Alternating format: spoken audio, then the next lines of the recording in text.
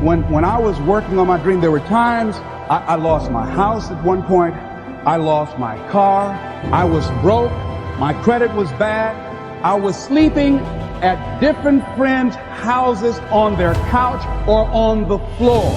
There were times, months, that I slept on the floor of my office and got up early and dressed before my staff got there to give them the impression that I got there early before they did. And we all pretend not to know what we knew, that the boss was staying in the office. So we never talked about it. But I refuse to give up on my dream. And what happens? They say, you know, in the prosperous years, you put it in your pocket. In the lean years, you put it in your heart. It makes me appreciate it even more. Even more. I wouldn't trade it. I wouldn't trade it for anything. The disappointment, the pain that I've gone through by keeping the commitment. Keeping the commitments that you have might mean taking a stand that's unpopular. Something was said one time.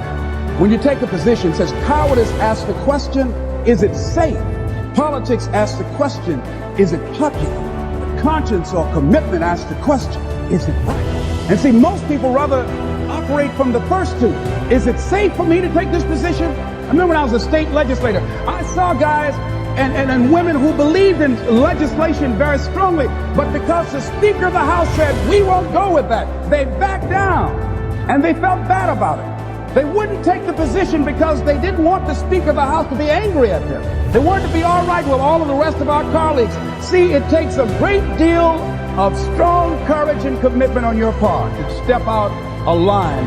You know, Henry David Thoreau says, a man doesn't keep pace with his companions. Perhaps he's listening to the beat of a different drummer. Let him dance to the music that he hears, however measured or far apart. When you are committed, you're dancing to the beat of a different drummer. Don't expect people to understand you. Don't expect it to make sense to anybody why you've got to do this, why you have got to go, why you leave. This is a good job. I'm going. They pay you well. I'm going. You just a few years for retirement. I'm going. Why? I don't understand. You don't have to. I'm going for me because I've made a different kind of commitment with my life. This is something I have got to do. Commitment. It means taking a stand. Taking a stand for you. It means delivering. It means coming through. What if you don't keep your commitment, Les? What if you give it everything you have and you come up short? Or if you don't give it everything you have? What if you get weak along the way and you throw in the towel on yourself? You surrender to your emotions. What then? A lot of people become discouraged.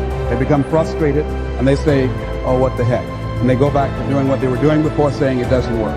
Here's what I suggest. Number one, that does happen. So take total responsibility for it. Just own it. Don't make any excuses on why you gave in or why you didn't come through. Just own it. Face the flak, whatever it is. Stand up inside yourself. Next thing is, assess the situation. How did you get here? What happened that you broke down, that you had a breakdown and you surrendered? What happened? What was going on?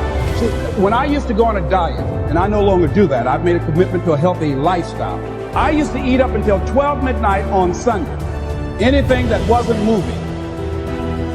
And on Monday, I would get up and eat a fruit, get a light fruit breakfast, and for lunchtime, I would fix some broiled chicken and meticulously peel the skin off and eat the chicken, and then eat the skin. Do 5 setups, look in the mirror, and become discouraged because my stomach doesn't look like a washboard or one of the Evan Haley dances. And I say, what the use? And then I go to the refrigerator and eat food cold standing right there in the refrigerator. So when I evaluated where I broke down, I realized I can't have junk food in the house. So I had to remove that. Then I realized there's certain streets I couldn't drive down. So I changed my route. I stopped taking people to lunch or to dinner because I couldn't sit there and watch them eat. When I had to go someplace and speak and they were eating, I said, call me downstairs when it's time for me to speak, because if I sit at the table looking at them, the food's going to call my name. And I know this. So I had to begin to make sure that I wasn't putting myself in a position where I would give up on my commitment. Am I making sense to you? So I began to strategize around avoiding situations where I knew that I was going to become weak. Another thing I do when I don't keep my commitment, I either deny myself something or I do a trade-off. If a glazed donut takes advantage of me, Then I require myself to do an extra 25 setups. Or I walk for an extra 15 or 20 minutes because I got a hammerlock on my head and say, come on over here. So you might have to deny yourself something or do a trade-off. Do something that will offset it. The other thing is, start again. So what? You fell flat on your face. So what? Start again. Learn from the experience and start again. Don't count yourself out.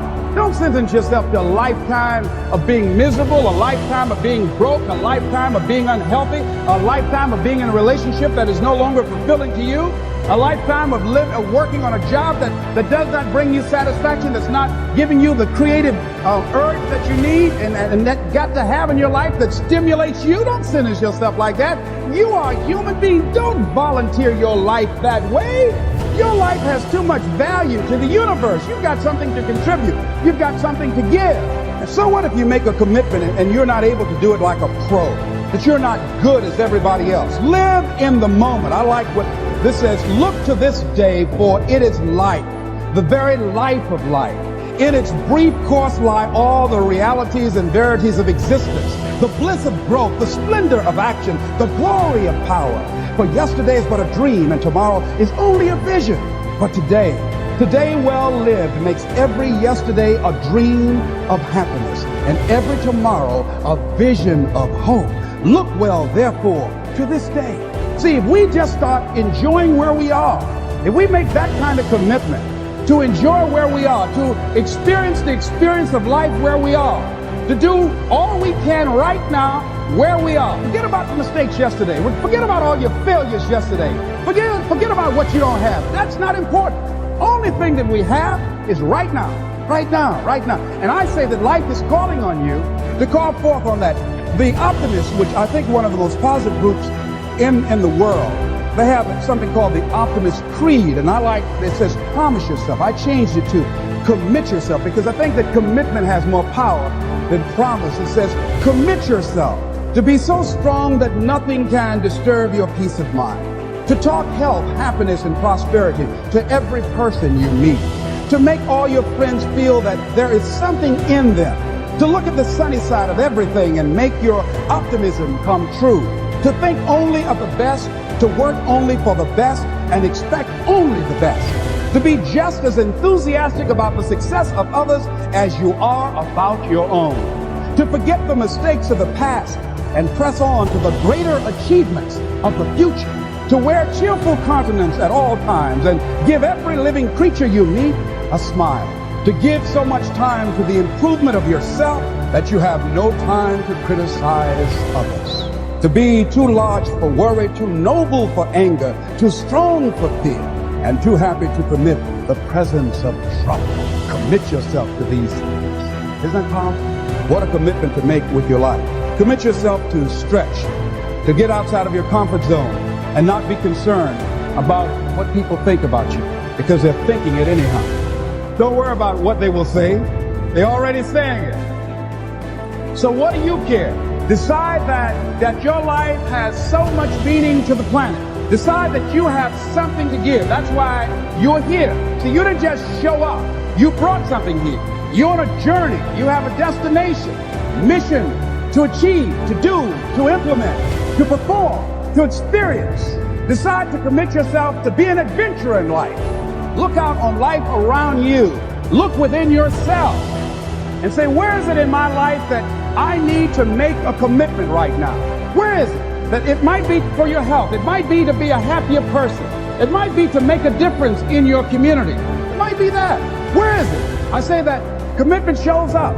And the man or woman who has some idea, some dream that they've been nurturing within themselves and no one believed it, no one saw it for them, that they weren't masters at it, they weren't experts at it, no one would build a statue and ever call their name and recognize them. They never made it to the front page of the newspaper, but they had something that was theirs, something that was their baby, something that they loved and they believed in.